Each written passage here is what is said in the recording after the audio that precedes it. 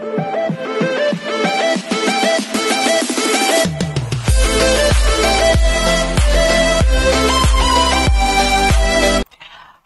this is Kijing Vlog, si Filipino reactor based King of Saudi Arabia, and welcome back to my channel. Agad-agad gawa natin itong reaction video, ang latest performance ni Jerome Evardome for today's video. But I am not pretty sure kung nakailang kanta siya dito kasi sa pagkakaalam ko, isa lang eh.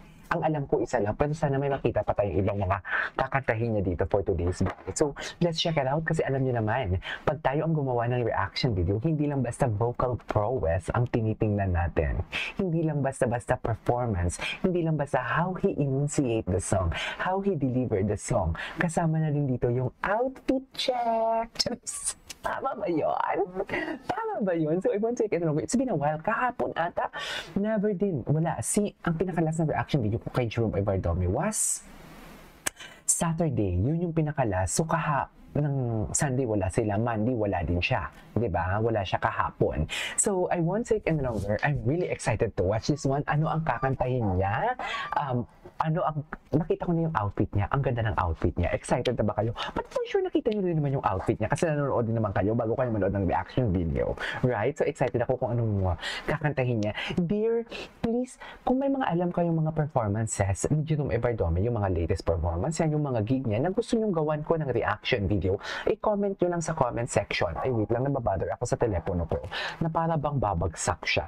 I-comment nyo lang sa comment section para at least magawa natin to ng reaction video. Kasi as much as possible, gusto ko din naman talaga na everyday talaga meron talaga akong what do you call this, reaction video sa kay Jerome Evardome. It's just that nahihirapan lang ako maghanap ng what do you call this, ng video na gagawa ng reaction video. Pero i-check ko nga kung ilang beses siya kumanta.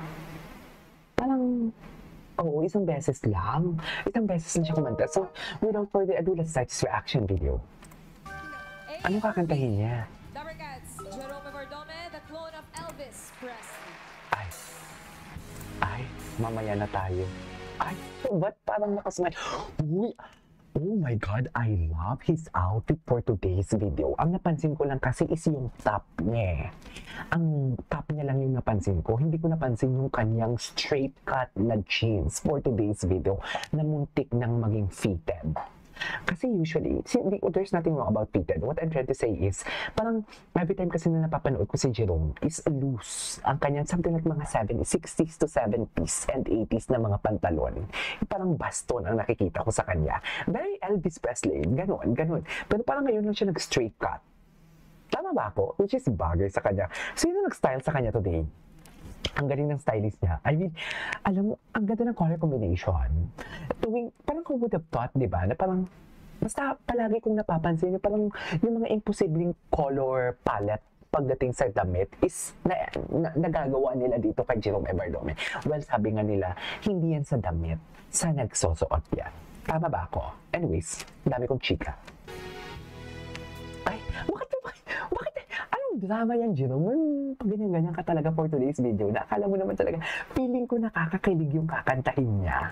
Wala lang, napaka-unusual lang. Nakita ko si Jerome na gumaganito. Charis. Okay.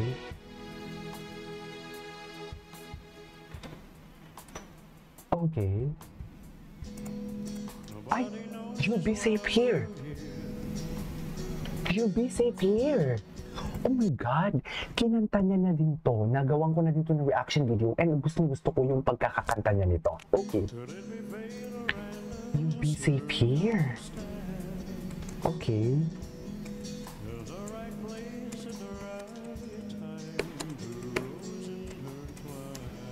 Grabe yung low notes niya. Okay. Grabe, may sariling vibrato talaga na. Okay, tapos na tayo sa outfit. Mamaya, uulitin natin to without any process. Ito lang masasabi ko, ang vibrato niya talaga, pusang lumalabas kahit hindi niya sinasadyang ipalabas. We cannot deny the fact na ang vocal prowess talaga ni Jerome, ang timbre ng boses niya ay halo-halo na, but yet ang sarap pakinggan. He can do high notes, he can do low notes. Ang vibrato niya kusang lumalabas. Kasi nakakadagdag yan ng romansa ang vibrato sa kanta. Nakakadagdag yan ng romansa, dear eh. Anyways, bakit parang may umiiyak doon? Ulitin natin. Okay. Ay, bakit mo pa ganyan siya? Anong atake niya dyan? Charot. Bumayat siya, no?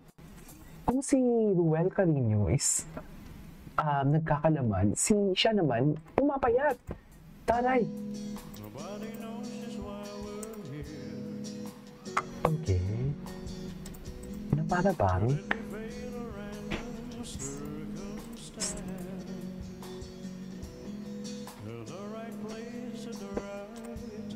Grabe ang romansa ng boses niya.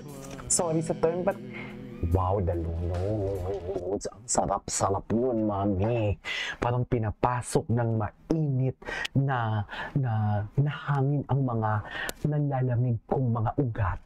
Ang sarap nun. Sorry, OA na kung OA, but this is an on-the-spot reaction.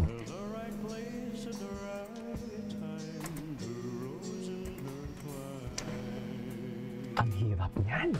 Ang hirap niyan.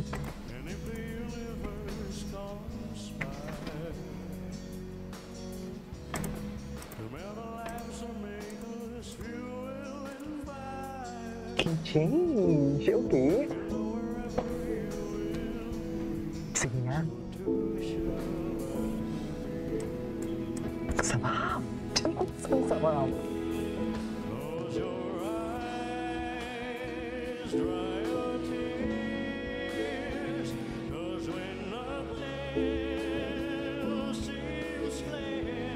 Okay, change.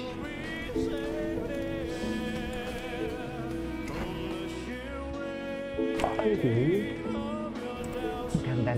Ang ganda ng squeak ng boses niya. Isa sa mga ina-admire ko sa kanya.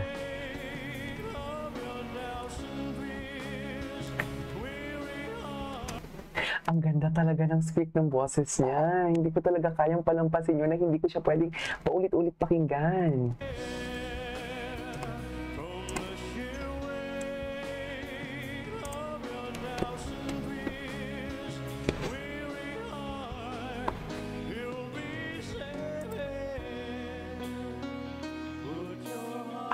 Ang gwapo niya, oh. I love it. Wow! Oh my God! I love how he ended the song, actually. Anyways, there you go, guys. That is our for today's video, which is Ruel Carino. Sorry, Jerome Bordome. Alam mo, I swear, pag gumagawa ko ng reaction video, pag si Ruel naman, si Jerome ang nababanggit ko. Pag si Jerome, si Ruel ang nababanggit ko. Ewan ko ba sa utak ko to? Hindi ko talaga mag-get, sa totoo lang. So yeah, that is our for today's video. This is Kinjibo Vlogs, and see you on my next vlog. Bye! Nag-enjoy ba kayo? Kasi nag-enjoy ako ngayon sa kanta na rin. Ni Jerome Bordome. Plus, ang gwapo niya pati for today's video. Alam niyo yan. Tama ba? Bye!